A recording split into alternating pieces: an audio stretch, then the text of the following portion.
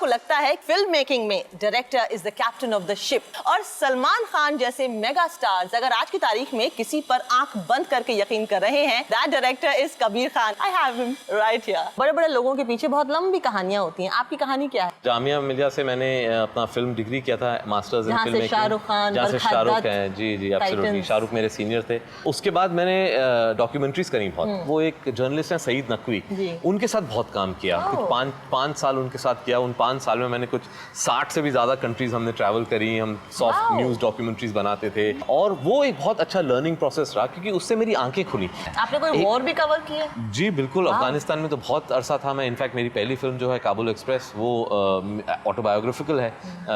उस टाइम मैं डॉक्यूमेंट्रीज बना रहा था, और जब डॉक्यूमेंट्री के साथ साथ जो मेरे एक्सपीरियंसेस हो रहे थे वो मैंने एज अ स्क्रिप्ट मैंने लिखता गया। जिस तरीके से वो हेलीकॉप्टर से कूद के काबुल में पहुंचते हैं, बिल्कुल वैसे ही मैं और मेरे दोस्त राजन जो हैं काबुल में लैंड किए थे।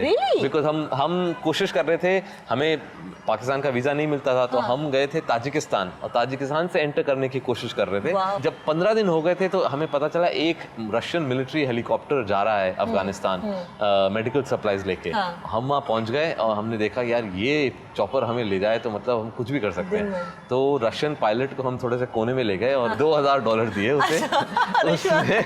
उसने हमें छुपाया अपने चॉपर में, मेडिसिन के बीच में छुपा दिया और उड़ गया कहीं पहाड़ों में, बिल्कुल काबुल के बाहर, हर तरफ पहाड़। चॉपर नीचे आया और 20 फुट ऊपर, और कहता कूद जाओ यहाँ से क्योंकि मैं तुम्हें काबुल नहीं ले जा सकता, ये काबुल के बहुत पास है। हम कूद गए वहाँ से, हम कूदे और हेलीकॉप्टर उड़ गया, और हम खड़े हुए पहाड़ में, चारों तरफ पहाड़, कुछ समझ में नहीं आ रहा काबुल की तरह। और एक आदमी दिखाई दिया दूर से हमारी तरफ आता हुआ। जैसे वो पास आया हमें दिखाई दिया, कुछ कम से कम 6 फीट 4 इंच का होगा, हाथ में कलाशनिकोव। उसने देखा कि एक हेलीकॉप्टर नीचे आया, 2 आदमी कूदे, हेलीकॉप्टर चले गया। उसको समझ में नहीं आया क्या, वो गुस्से से आ रहा था, हाथ में उसके कलाशनिकोव गन, और कुछ बोल रहा था दरी में।